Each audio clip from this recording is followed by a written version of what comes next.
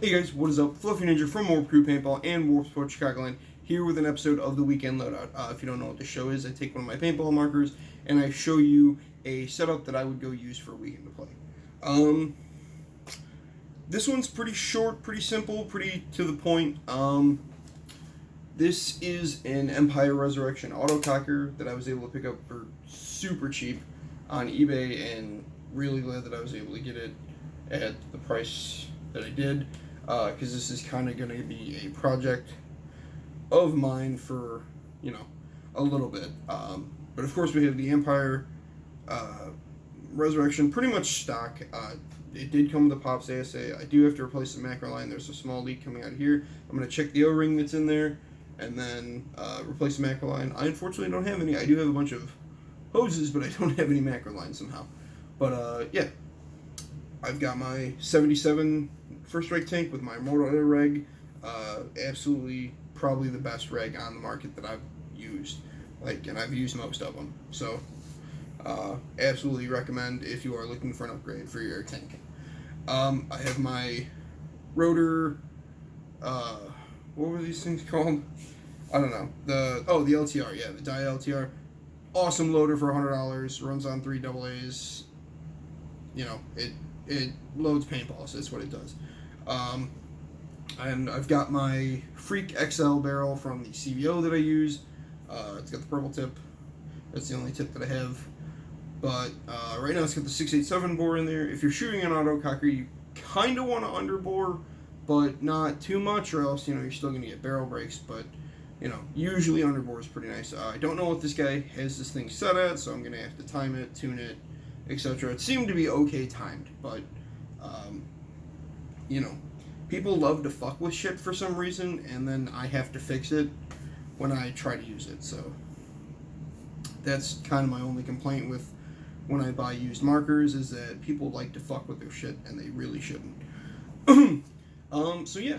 Oh, and it's got the Exalt Red Grip on there, which is kind of nice. I do like these things. These are really nice. And I think mine went with either mine or Krista's Eagle 11, I don't remember. But yeah, so that is this weekend's loadout. Now, I say this is a somewhat project gun because the one thing that I want to do to it, besides make sure that it shoots nice, is replace the frame with Inception Design's new hinge rip frame. It looks absolutely amazing. From what I've watched, the Simon video that he did, really, really nice frame. It replaces slide frames, and you don't have to mess with hoses, which is really cool.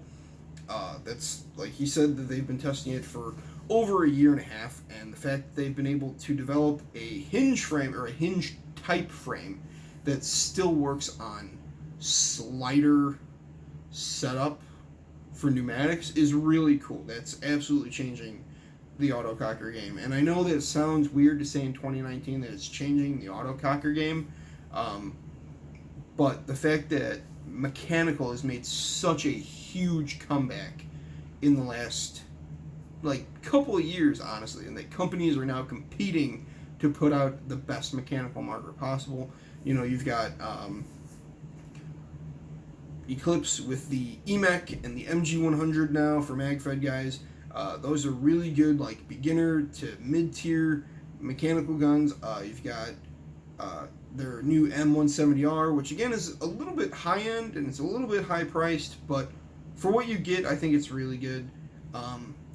I have yet to shoot one, but it looks phenomenal, and from what I've heard constantly, people just absolutely love that marker. So that's really cool. And then the Shocker CVO, my absolute favorite mechanical marker. I love autocockers. I love GOGs. GOGs are really good beginner markers. Those are literally the perfect beginner marker besides the EMEC, but they're right at a low enough price point that they compete with the Spiders and stuff like that most beginner players are going to go to. It's under that $200 range. I'm talking about just the base GOG enemy.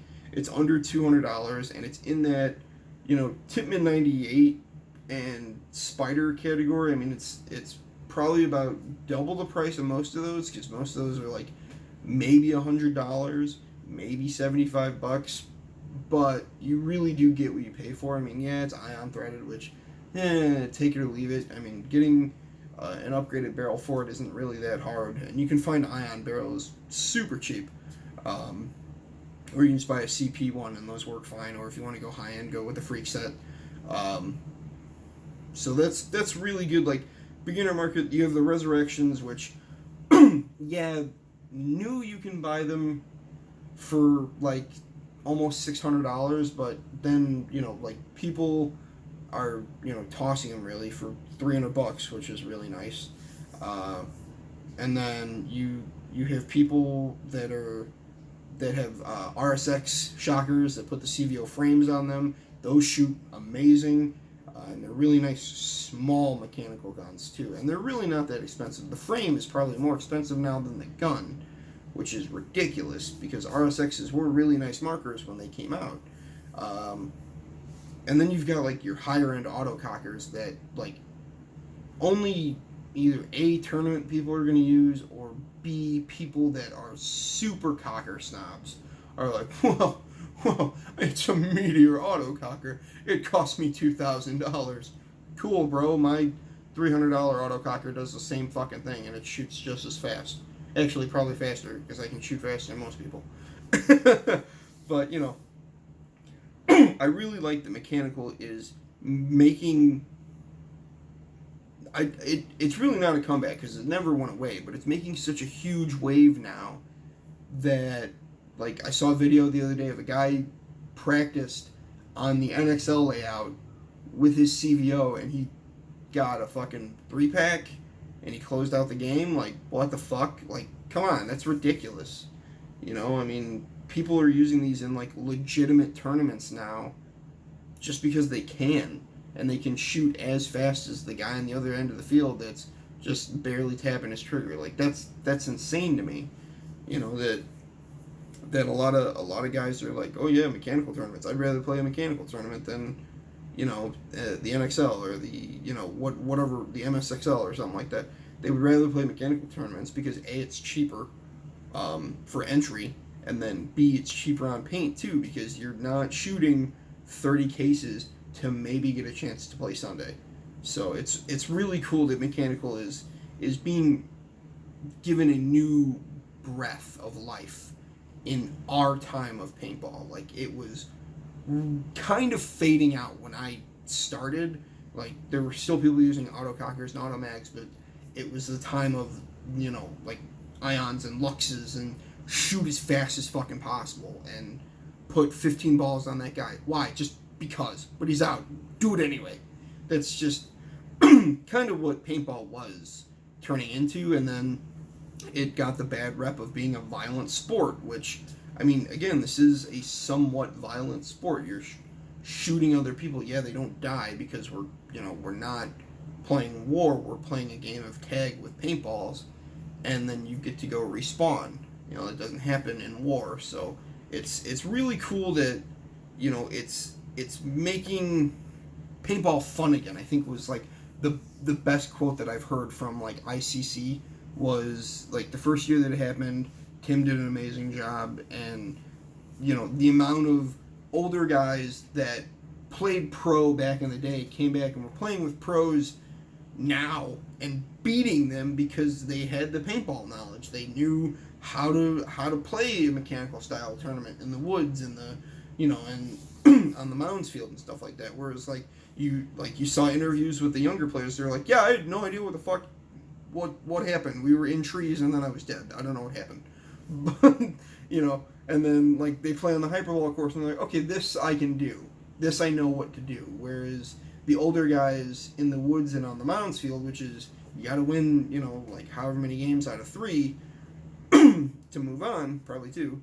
And if you're playing on 2 fields that you don't know how to play, you're screwed. So it's really cool to see that it's bringing back older players. It's bringing new players into a version of paintball that they've never played before. Like a lot of the tournament players that I know, at least, have never played mechanical. They never played with a mechanical gun. They were given, an ego straight off the bat, or they were given a lux straight off the bat, and they just, and that's all they know. when they play. Perfect example, when I played at Power Paintball, the guy that was there shooting a Lux, all he knew was, and then when you snap and one ball him, he's like, how did that happen? I shot so many paintballs at you. It's because that's all he's known. He doesn't know how to play paintball. He just knows how to shoot paint. And there's a very large difference. And a lot of pros now could probably learn the difference between shooting a lot of paint and playing paintball. So, I said this was going to be a short video. Totally missed it. But, yeah, thank you guys very much for watching. Thank you guys for subscribing, if you're a subscriber. I know somebody said that they kind of like the longer videos. It depends on really what I have time for. But I also enjoy those videos where I just talk about paintball for, 30 minutes.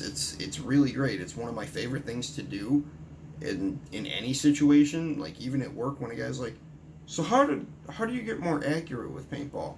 And I'm just go,